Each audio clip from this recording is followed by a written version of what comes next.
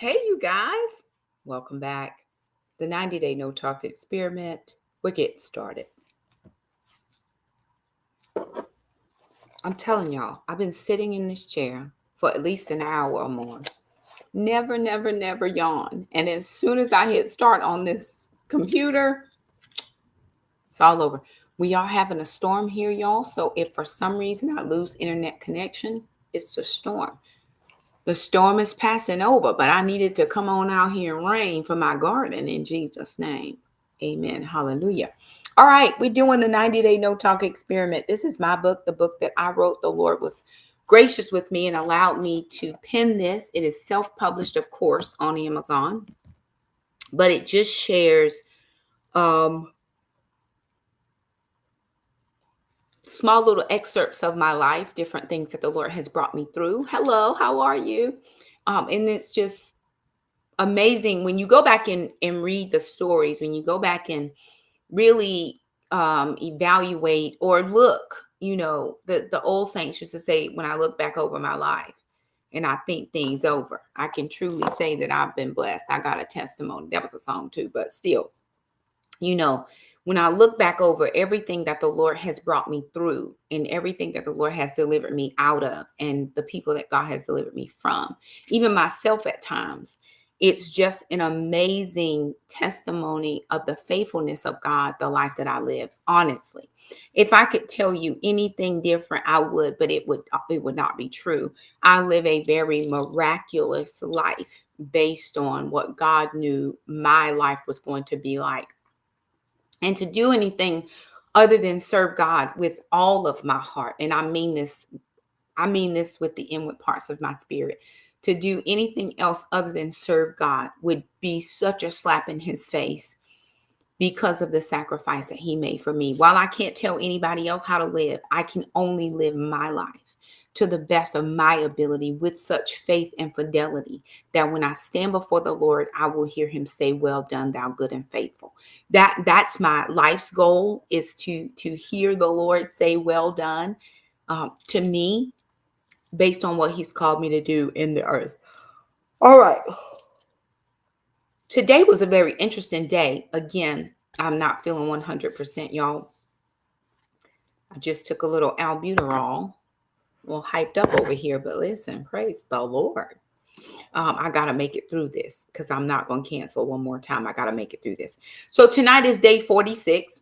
Day 46 is Habakkuk 2:2. Now, if you are unfamiliar with this verse, passage of scripture, it is in the Old Testament. It's one of my favorite verses because I just love what it says.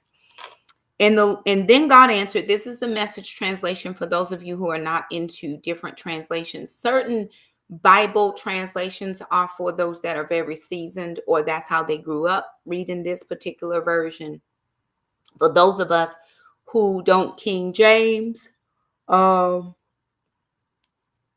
are some other translations that are out there. If for some reason, if you are looking to find a different version, you can go to BibleGateway.com. You can go to BibleHub.com. You can go to BlueLetterBible.com. You do not have to ever go out and buy a Bible, although a paper Bible is like from the Lord. But you can find Bible apps that have different translations that you can understand. Please, please, please don't get saved, love God with your whole heart, but then not understand his word. Sometimes those other translations are very challenging for the new believer. They're challenging for the seasoned believer, the seasoned saint. But find what you can find that makes sense to you, and then ask the Lord to illuminate your understanding that you might be able to King James. I'm still working on that part. But find what you can find. We are on page 124 if you're following along in the book. This book is available on Amazon. You do not have to purchase it, but it is available on Amazon. So I had a very interesting day today, and I'm going to work a little bit of that into as I continue to go through this study. And then God answered, write this, write what you see, write it out in big block letters so that it can be read on the run. And then God answered, this is Habakkuk 2:2. Write this, write what you see, write it out in big block letters so that it can be read on the run. The Amplified Classic, which is another favorite of mine, And the Lord answered me and said, write the vision and engrave it so plainly upon tablets that everyone who passes may be able to read it easily and quickly as he hastens by. So, hey, Kim, far too many, far too much these days, I hear certain men saying, women don't know how to submit. She just won't submit. She just won't submit. She just won't submit. You won't submit. Are you going to submit? I was watching something one day. I think it was a TikTok or something. And this guy was talking to this girl. He's like, well, are you going to submit? And he was really upset. I was like, sir, you need to calm way down because you're like on a 10. And we just got started with this little podcast. Are you going to submit? Are you going to submit? And I would say that could be a correct assessment, but would then ask that man that is saying that, have you presented anything for her to submit to? Now, if you understand the definition of submit, it means to come under subjection to, right? You have to come beneath something in order for submission to take place. Submarines do not, they don't float on top of the water. While they do emerge on top of the water, submarines were created to go underneath the surface of the water at very deep depths and to float undetected on the surface, right? So something has to come under what you're wanting them to submit to. So think about it. Would you go somewhere and you didn't know where you were going? The first question anybody wants to know when they ask you, will you ride with me? Where we going? Now you expect people to the blind lead the blind. Well, there's no more of that anymore. We want to know where we going. And if we can't see, we make sure we have extra set of glasses so that we really do have a full view of where it is that we are going, because I am not following you and you don't even know where you're going. Now, we're not going to talk about Abraham. Well, Abraham just went because God told him to go. He might have not knew where he was going, but he sure knew the one who was sending him, right? So here's my thought, especially for those men who throw every woman in the same basket. Well, she just ain't going to submit. She just ain't going to submit. What have you presented to that woman that would even make her want to submit to you? What have you submitted in writing, might I add, because these days, honey, everything's contractual. What have you submitted in writing? Or even, do you know how to paint a picture with your words? Most people don't know how to paint pictures with their words. Those of us who can paint pictures with our words, those of us who tend to be storytellers by nature, or those of us who have the gift of Holy Spirit, who can allow us to spin words into stories that you can actually visualize, can sell anybody anything. Because we can tell you it's so good that you can actually see it in your mind's eye. Some people are very poor storytellers. So why is it when you're trying to sell me this bill of goods that I can't exactly see what you're selling? Because you have not articulated it to me properly enough that I want to go investigate further with you. You have not communicated to me what the Lord has called you to do enough for me to even want to go and follow you. So on that score, no, sir, I am not going to come underneath your vision. Some of us don't even have a vision. We just out here living life. We just flying by the seat of our pants. I'm close to 50. I'm knocking 50 on the door. If you think for one moment that I'm just going to follow you, oh, no. I got to have clear direction on where I'm going and what we doing when we get there. What are the stops along the way? Because I might have to go to the bathroom. I got to have all the information. Please do not tell me, just trust me. I trust the Lord. The only way I'm going to trust you if I know you his son. Other than that, I don't trust nobody. Right? I'm fully aware that Abraham had no clue where he was going when God told him to get up and go. But I submit to you that he knew the one that was sending him to his destination. When God told Abraham, he said, get up, leave your country, leave your family, take all your possessions and go to a land that I'm about to show you. Abraham had zero questions to the Lord about where he was going, because he had known God all of his life. He had known God in some of the toughest times of his life. And he had been able to trust the Lord in all of that. And now, God, you're saying to me to get up and go because you're about to show me this place you want me to go to. I got it. I'm on my way. I'm gone. I'm leaving Cora. I'm leaving everybody. He didn't really leave everybody, but God told him to leave everybody. He ended up taking Lot. And he was like, Lord, I done told you to leave everybody. He got into some trouble behind Lot. Well, really, Lot got into some trouble, and Abraham tried to get him out. See, it's a whole lot. I didn't tell you to take him. And you want to take everybody and want me to be following you. I will not. Some women don't know the one asking them blindly to follow at all. We just meet somebody, and the first thing you want to know is, are you going to submit to what? Tell me what. We have not fellowshiped one with another yet enough for me to submit to you. Even those of us who are in leadership, we're out here trying to, you should have a vision or a business plan. If you're in business of some kind, you can't walk in the bank and tell the bank, can you loan me X amount of thousands of dollars? The first thing they want to know is, what's your business plan? Because I need to know where you're going. How long you planning on holding this loan out? What you bringing to the table? You got any down payment on this? How you planning on moving in this business? What are your first year's profit margin projections? I need to see profit margin projections out to 5 years. And some people have never even thought of that, but you're out here trying to get people to buy into what you're selling. And at this point in this juncture of life, we've seen too much, experienced too much, gone through too much, had to pull folks out of stuff for us to just be blindly following you. But I submit again, that if you can go back to Habakkuk 2:2, writing the vision and make it plain. He said, write the vision in big block letters, that when I'm running, I can read it. When I'm on my way to wherever it is that God has told us to go, that I can read exactly where. So it's just a reminder to me. Oh, don't forget, this is what I said about you. Okay, God, I got it. And I'm still running, me and the Lord.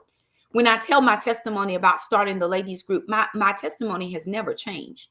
The Lord told me what to do. He said, Shakema, I want you to start a group. I said, okay. He said, your ministry will be a revolving door. Many women will come, many women will go. He said, they'll come in, they'll get what they need, and they'll take it back out into their sphere of influence. He showed me like a revolving door. There's a hotel in Greensboro that we would go and stay at when we would have our yearly conference. We don't go there anymore. But in the front of this hotel and over on the side, they would have this huge revolving door. And it was huge, big enough for 3, 4, 5 people to walk through at one time with your luggage. But he said, your ministry would be a revolving door. Many people will come, many people will go. They'll come in, they'll get what they need and take it back out into their sphere of influence. And it's like, okay, God, but that has never changed for me. And every time women join on to the ministry, I tell them that story. Why do you tell them that, Shakema? Because I want them to be prepared. I want them to see the writing. Your job is not to stay here with me for the rest of your life. The Lord said you are to come here to be equipped. You are to come here to be fulfilled. You are to come here to unpack your baggage. You are to come here to get everything that you need that God has for you. And then you're supposed to leave me and take it out there into your sphere of influence. I may never have access into the lives of the people that you see every day, but you have access. So what God has allowed us to do, he's allowed us to connect with each other. He's allowed me to show you this dream or this vision that he's given me for the women of God to be everything that God says that they can, to be good wives, good women, good wives, and good mothers. That is my calling on this earth. And what he then is allowing me to do is to feed you. You're going to eat from the table. And when you are nice and full, you're going to get up and you're done now. And you're going to take it out there into your sphere of influence. And the women who can connect with what I said, they join the ministry. They stay with me. The women who can't connect to that, they find themselves in other places. And either way, guess what? It's all right. Because there's enough ministry out here. If what I'm trying to sell you is not what you need, go get it from somewhere else. I'm giving you what God has freely given me. And if you don't want it, no worries. Go get it from somebody else. I'm sure they have all that you need. Okay, some women don't know the one asking them to blindly follow it all. Here's what I know. If you present a clear vision, okay, men, lean in. This is for all the men who think all the strong, angry Black women are just strong and angry. We're not, but lean in, sir. Okay. Here's what I know. If you present a clear vision of what you need to accomplish, what God has called you to do, and where you are going, the one who is supposed to submit to that vision will. Everybody is not going to submit to your vision because God has not called them to you. Remember in Genesis 1, was it Genesis 2:18-25. Let me get my verse right. Yolanda, it's God made Adam a wife. I think it's Genesis, and a man, and for this shall a man leave his father and mother, cleave only unto his wife, Genesis 2:18-25. Okay. Not everybody is for you. She may be cute. She may look nice. She may be great arm candy, but honey, she can't work alongside you. She can't put in them hours you put in.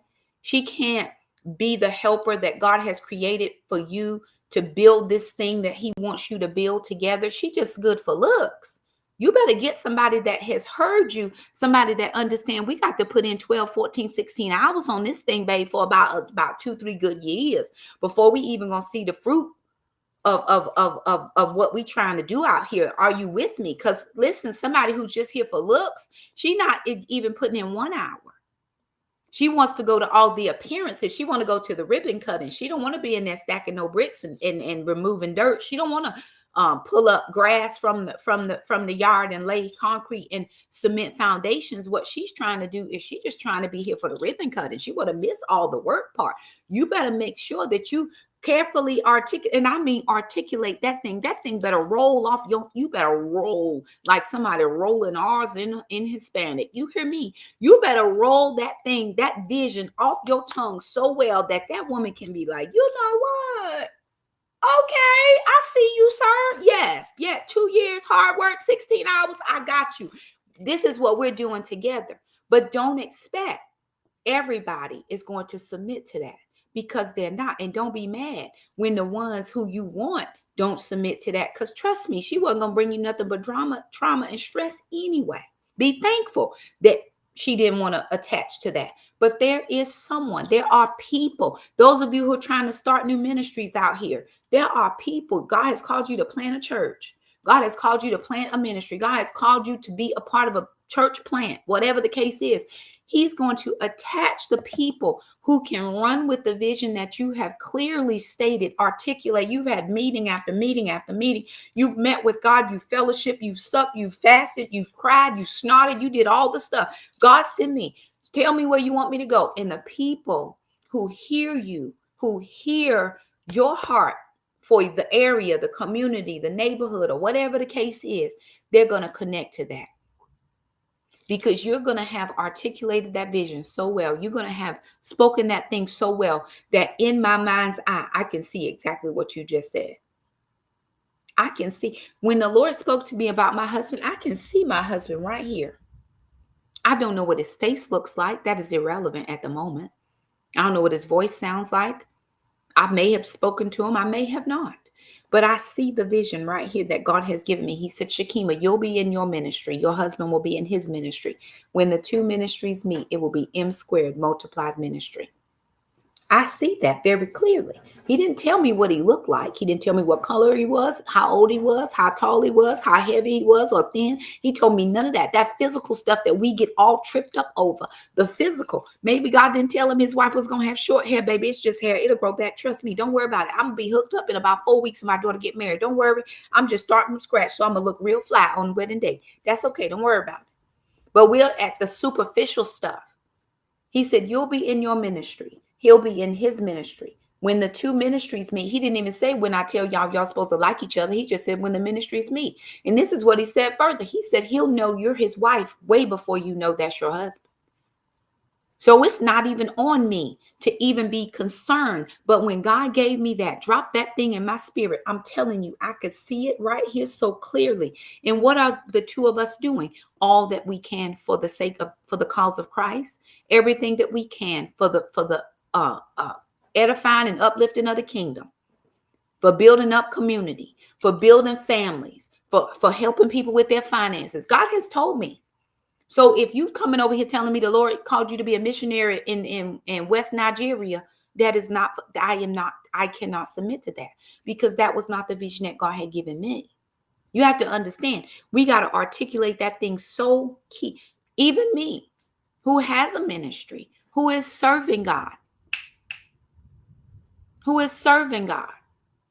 have to be able to carefully articulate what God has called me to do, not so that my husband can submit to me. I don't believe that is biblical, but that he can come into agreement. And then whatever God has called him to do, he's going to then provide a covering for me as I come underneath him even though I'm doing my own thing. I'm doing my ladies ministry because what I'm doing is going to complement what he's doing. Okay. All right. Let's normalize. Listen, let's normalize. I'm using all these new words I be hearing people say because I thought it was nice. Let's normalize having a shareable plan that someone can clearly grab onto. It's a no-brainer to believe she would be willing and able to follow you then. If that plan is so clearly marked out, you can see that thing and you can pen that thing on paper and you can say, okay, look, let me show you. Let me write this out for you. You can draw the pictures and you know all the stuff. And she's like, oh, I see. That's really nice. And if you would allow her, she's like, well, yeah. See, I know you got this part right here, but would it be nice to put this over here? Because she brings in that woman aspect. She brings in that feminine part that the man is all business. He got all this. You know, hey, I'm seeing this, but she's seeing the more softer side of things. She's seeing the women that are going to come and connect to this vision that you're putting together with this ministry. She's going to say, yeah, I like all the clean lines and the modern look, but can we have what's going to soften this so everybody who comes here feels connected? How are we going to bring in this group and that group and these people and those people so that we all feel like a smorgasbord melting pot of together goodness, and there's not going to be any hurt feelings or people feeling like they don't have a part or a space. Consider this. Does an architect begin a building project without a blueprint? Here's the thing, right? You don't have to think about it as a plan for a ministry. Maybe that's not it, but think about an architect. He never builds a building without the specs. I got to have specifics. You even got to turn in your blueprint to the city before they'll give you a permit to start building. You have to have permission to do this thing. Where have you gotten permission from to do this thing? Has the Lord really sanctioned what you're about to do? You better submit these plans to the Lord.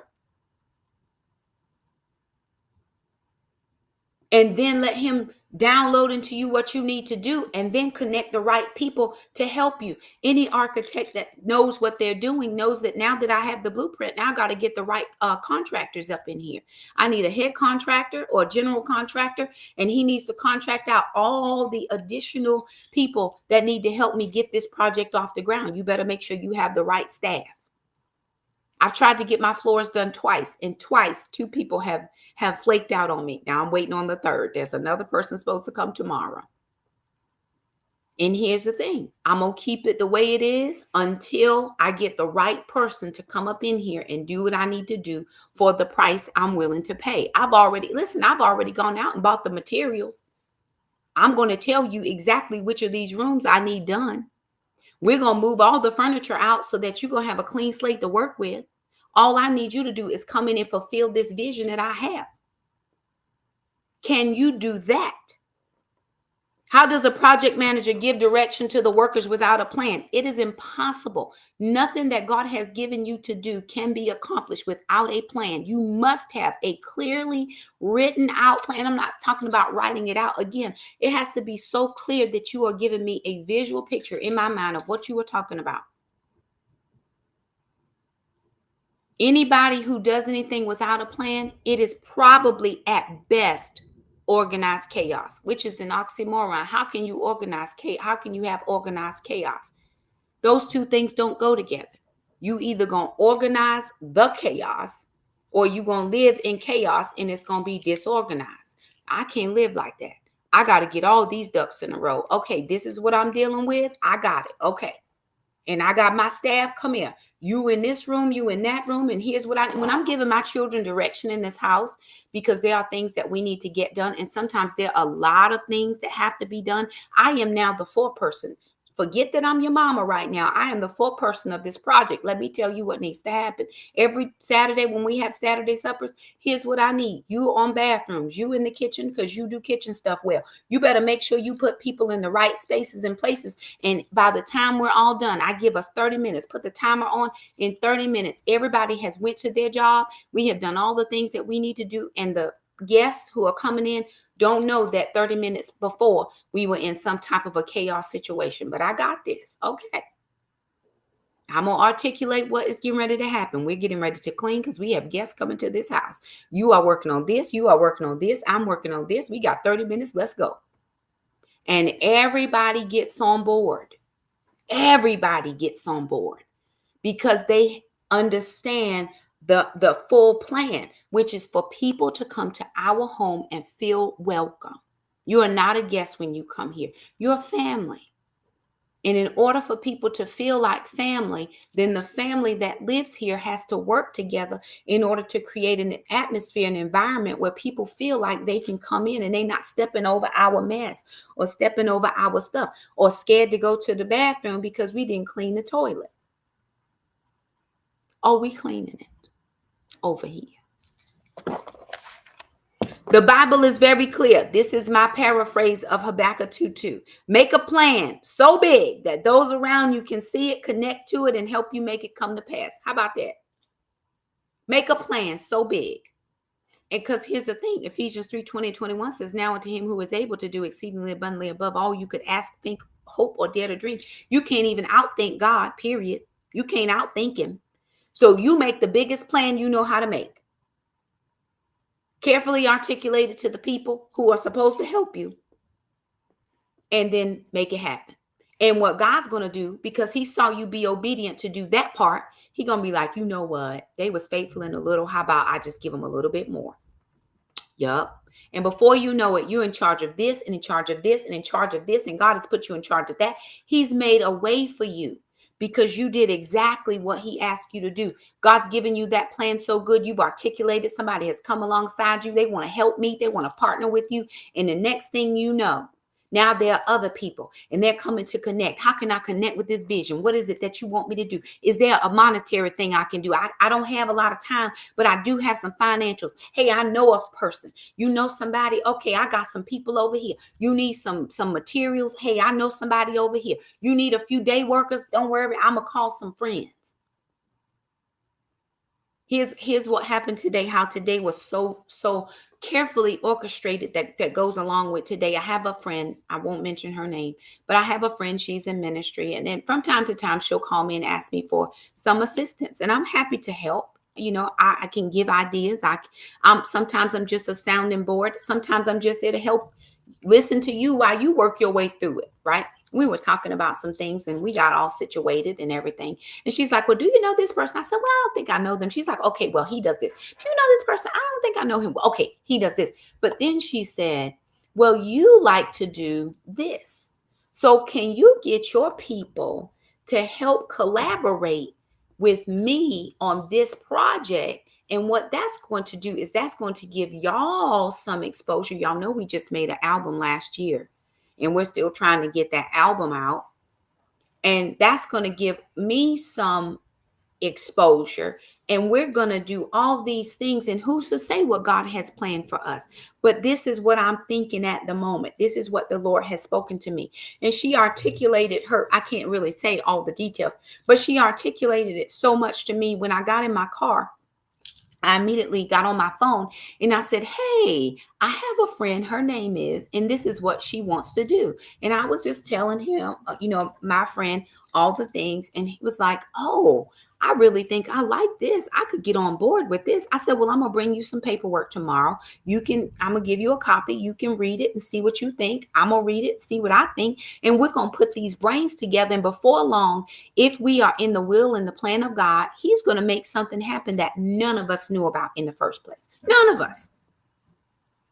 And I know that story sounds very random, but I'm telling you, God can speak to this person over here to call you, to have you be a part of their plan, which you didn't even have any plans to be a part of. But it goes right along in line with what God wants to take you if he's going to push you out there into the highways and the byways. And this person has an avenue and they're asking for your gift to connect with what they got going on. Before you know it, the giftings are playing off of each other. And now we are both doing what God has called us to do, all for the glory and honor of the Lord. Come on now. Hear me by the Holy Ghost. You got to have this thing so clear and so plain. And there are going to be people. Can I just tell you this so you can feel okay about it? There are going to be people that do not want to connect to your vision. That is okay. Let them go. Maybe they don't have the capacity to hold that which God is about to put in your hands. That is okay. I don't have the capacity by which to hold what God is about to put in my hands, but I do have enough friends that want to collaborate with me, that are going to stand around me, and I'm going to put my hands out. They're going to put their hands out. Before you know it, all our hands are full because they tried to help me. And because you tried to help me, God's going to bless you for blessing me. Okay, I'm going to move on. Do you even know the purpose and plan that God has for your life? That you could pen an accurate vision for someone else to see and follow. Here again, remember, this ain't about Shakema. This is about what God has called you to do. Have you penned? Have you taken pen to paper and written that thing down? So, and rehearsed it over and over and over and over and over and over and over in your mind, that nobody can steal that dream from you. Nobody can steal that word from you. Surely God didn't tell you. Yes, he did. Yes, he did. He told me about me. Now, he didn't tell me nothing about you. So if you can go about your business, but God told me this about me. And I wrote it down on this date specific. And then what I did was leave enough room. So when God answers the plan, answers the plan, I can go under here and say, okay, God answered me on this day. And this is how he did it. So that it always puts me in remembrance of what the Lord did. So the next time he gives me an even bigger dream, we were at a workshop. I went to a workshop on Friday. I didn't have classes. Me and two other co-workers rode up to a workshop together. Because when we now do workshops, we just drive a county vehicle. We all went together. And one of my coworkers went to a different tour. We went on industry tour. So we went to one tour and another coworker went somewhere else. But this gentleman was telling the story of how him and his partner ended up in North Carolina. They had originally started a business in California. But here's what happened. He was in college and he was applying to medical school. He had applied to 3 different medical schools. He's waiting to hear back which medical school is going to take him. Now, medical school is very competitive and not everybody gets in. You don't even get your first choice. It is very hard to get into medical school in North Carolina. Very hard. Most people have to go outside of here because people don't take everybody. So he was telling that story. Well, lo and behold, this guy has a business where they sold like parts. They were selling parts for this particular instrument. And this guy had been working for him. And all of a sudden he was like, hey, I'm buying out this company. Do you want to get involved with what I'm doing? He was like, oh, sure. He liked what they were doing. He's still waiting for medical school to call him. Hadn't called him yet. So they start this business. Well, the Lord sends them here to North Carolina. And I think they've now been in business, I think he said 20 some odd years. To the sum of probably millions and millions of dollars. That man thought he was going to be a doctor. Never did hear back from the medical schools, I don't guess. But all these years later, because he took a chance on the Lord, he took a chance to venture out and do what he was passionate about to do. And everybody thinks when God gives you a calling, it means he's called you to the pulpit. That is the least of God's. He doesn't want you to. Jesus was outside. He went outside where people were. He was walking here and there and everywhere. He wasn't stuck or tied to one place. He did have the synagogue. He could always go to the synagogue and be there and do the things that, read Torah and all that. But what I'm telling you is he was outside doing stuff. What is it that God has called you to do, giving you that plan so clear that you are sitting on? You haven't even written it down.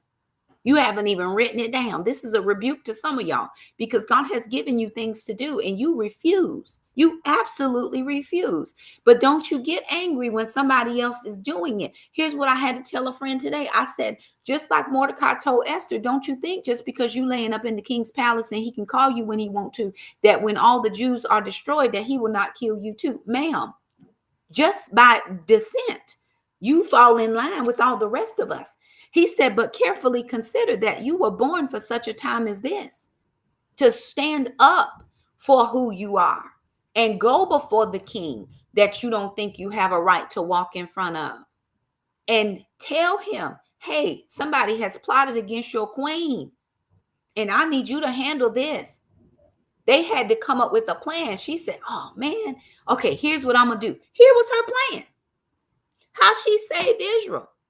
She said, go back and tell Mordecai that my maids and I, we're going to fast for 3 days. Don't eat nothing. Tell him fast for 3 days and tell everybody else to fast for 3. They had to put this plan into motion. Everybody fasting. We all turning our plate down. We ain't finna do nothing.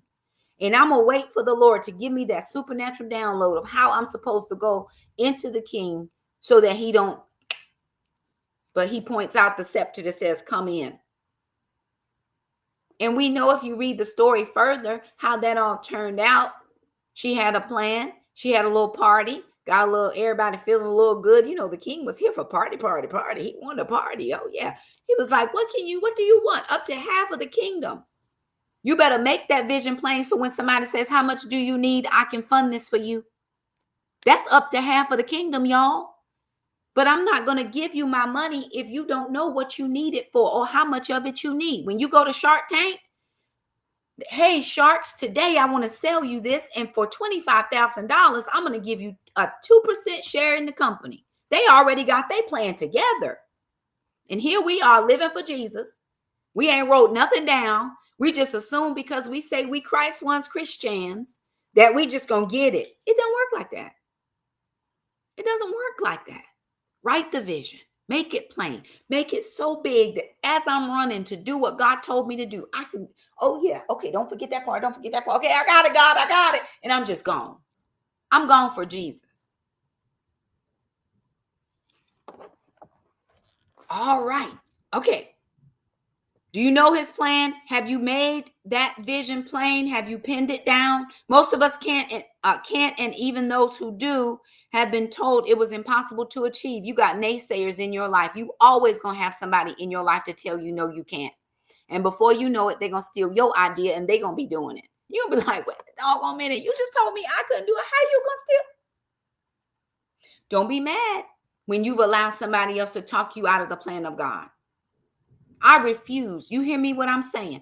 I refuse to allow anybody to talk me out of the plan of God. Me and God, we locked in. Me and God is locked in. I don't need you to come over here and tell me that God did not tell me. He told me for me. Whatever he said to you was none of my business. But you're not about to get me off the plan of God. There have been multiple times when I have almost slipped and dipped off because somebody didn't approve. Here's the thing. You do not have to approve. God did not tell you. He told me this was a one-on-one. This was not a conference call. You were not invited. And I'm not saying you got to be mean and ugly about it. I have heard people out. I have listened to folks. I have sat in the presence of people who did not believe I was supposed to be doing exactly what I'm doing now. But God solidified that thing to me when I had that dream almost 2.5 years ago, where he said to me, Shakema, you will reach thousands of people from the comforts of your own home. If I have not reached thousands of people, then I'm sitting here looking crazy. But I'm telling you, on just my YouTube channel alone, I've had over 5,000 views just this month in the last 28 days. Last 28 days, it was over 6,000. I have had over 10 million views on YouTube within the last 2 or 3 years. And it's probably more than that by now. Millions and millions. My the planter video on Instagram is close to 10 million views, and it's still getting views. After a certain amount of time, you're like, okay, that's run its course. It's still getting views. People still clicking, leaving comments. Oh, we like this. This is great. Thank you so much for sharing. Millions. And you're gonna let one person talk you out of the plan of God? It's harder to talk you out of it when you've written it down, when you have gotten the scriptures that support what he said, when you have lain on your face, when you've turned your plate down, when you have sat with God and you have cried over that thing, when you are out here just like you giving birth to something, when you have labored and you have nurtured that baby all its life, when you have nurtured that ministry from the ground up, and you're going to let somebody come and take it from you? Oh, no, ma'am. Oh, no. No, you don't know the days I cried. You don't know how it was when me and the Lord was working this thing out in 2012 when I was over there snotting and crying in Hamilton, Alabama. No, you don't know. You have no clue. You didn't labor for this. You didn't labor for this. You're not about to take this from me. I'd like to further submit that perhaps those who cannot see your vision aren't the ones entrusted to run with it. You may never see it the way I see it, but that just means that you're not meant to run with me. Everybody's not going to run your race. Everybody's not a runner. Some folks run short distances. Some people sprint. Some people you can take on a marathon. You better know the difference between the two. Some people just here for the 4x4. I can only get a quarter of this race done. And that's why you got to take the next leg. I've given it my full energy for this quarter of the race. Pass the baton, sis. But you have marathon runners that run 26.2 miles and they pace themselves and they just running. And along the way, all 26.2 miles, you have water breaks where people just holding out water and they just drinking and throwing the cups because they still got to run this thing. Some of us get so distracted and so discouraged because the plan don't come together in 2 days. Some of us got to be down here for 20 years. Y'all have been praying for a spouse for 15 years and I'm still praying. But what I haven't lost is my fight. I haven't lost my drive. I haven't lost the vision that God has given me about what he and I are supposed to do together. And I'm just running. Maybe I don't look like a runner to you, but I'm telling you right now, for the race is not given to the swift. I don't have to be fast. I don't have to get to the finish line when you do. I'm eventually going to cross. Whether it's first, in the middle, or last, it don't matter. I just need to cross. That's it. Visions stir excitement and passion. Can't y'all see my excitement over here? I get excited about what God said about me. I do. It may not be exciting to anybody else, but this thing, God entrusted me with this. He entrusted a little girl from nowhere, North Carolina, with this big thing right here. Oh, I'm excited about that.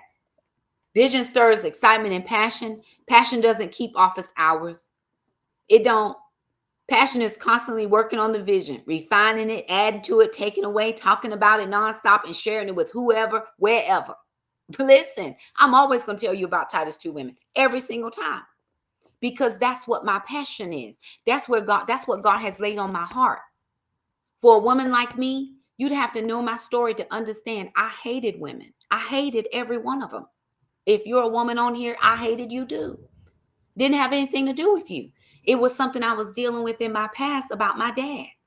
And what God did in his graciousness, because he loves Shakema. I'm telling you, y'all over here thinking, oh, she's so saved, Sally. Oh, she's just great. I was raggedy. Still can be raggedy. But God loved me so much that thing that was such a stone, it was a stone. He took that out. He caused me to have such a great compassion and a heart for what women go through.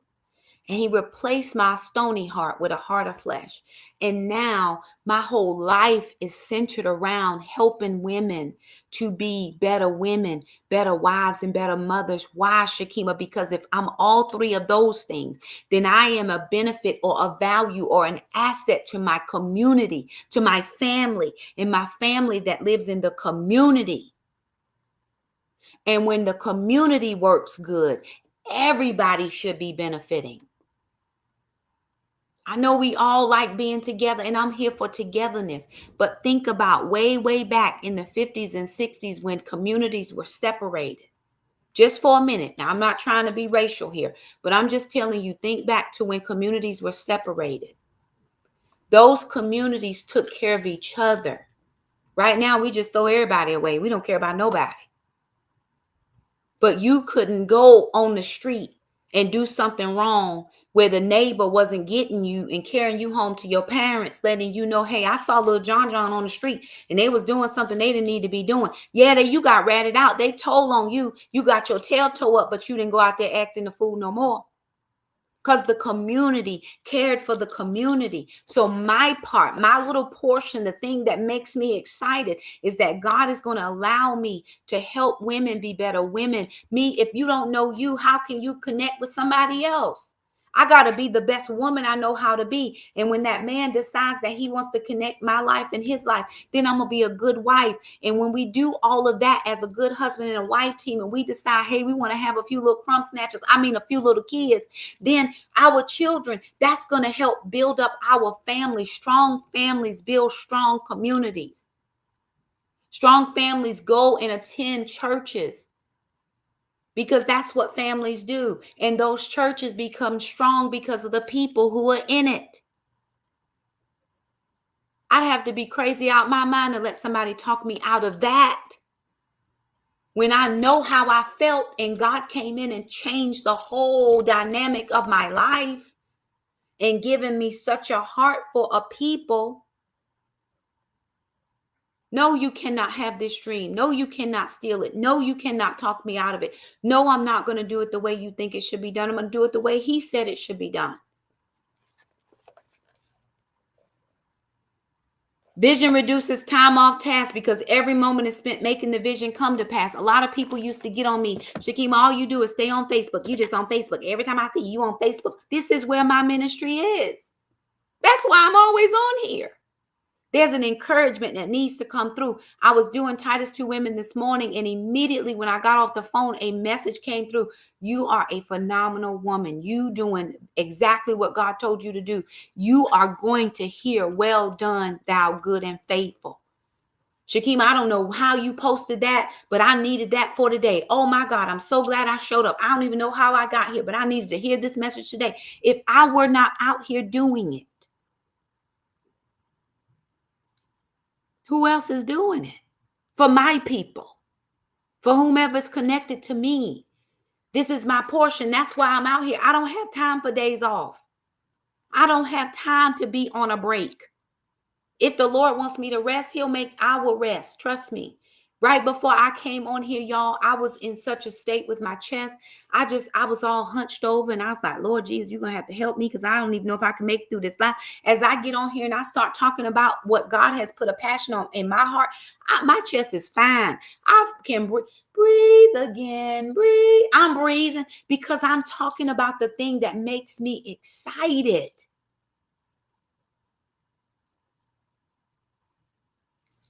That this thing right here is for real. This the truth. For me, your vision, whatever God gave you, this is exactly how you should be about your vision.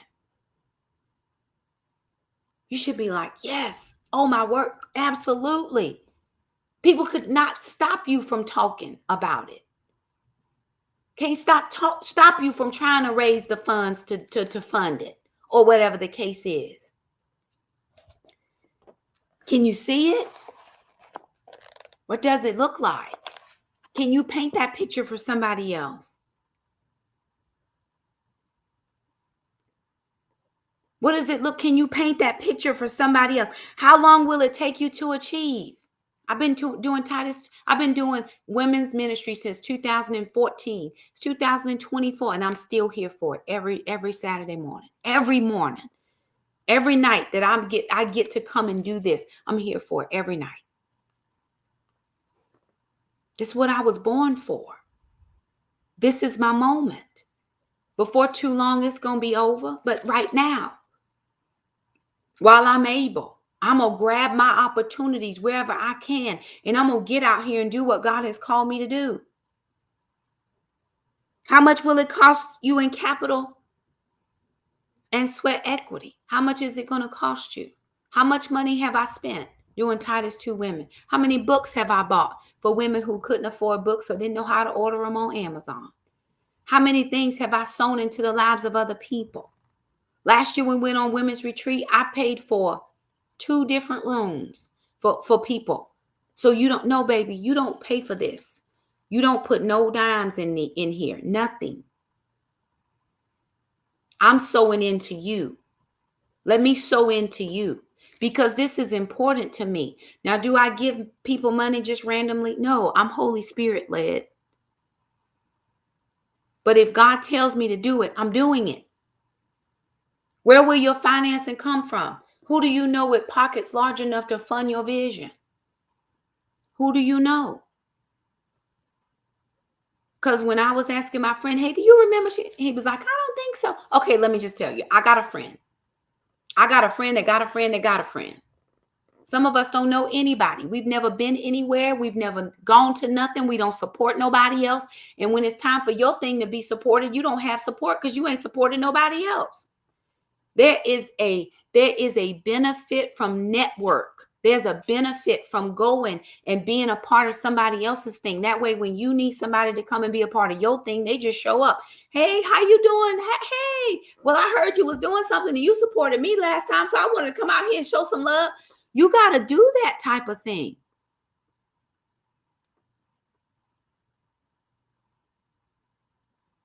I know that's right, Miss Lisa. Can the vision be reproduced in and through others? Can you sell this thing so much that other people want a franchise? Like, hey, you got a women's ministry, very good. Let me get one going on over here. I had a younger lady, very much younger than the rest of us, come to our Titus 2 Women group. She only came one time. She was invited guest by another lady, and it was perfect. I know her. It's not like I don't know her. She came one time. And I think it's been several months since she's come. And just the other day, I saw her post on social media that she was starting a women's motivation group. Come on. Well, she shouldn't be stealing your idea. There are 8 billion people in this world. There's enough people to go around. None of the same people I know are the same people she know. Her age is some 20-year-olds, honey. I'm over here with the 40s, 50s, and 60s, 70s, some of them. But that's what God has given me. Why do I care what you're doing? It doesn't affect what I'm doing. Do it. You need help? Call me. I'll help you do it. All for the cause of Christ. I told you I don't compete with people. If I got it and you can take it, it wasn't mine in the first place. Have it. But what God has for me is for me.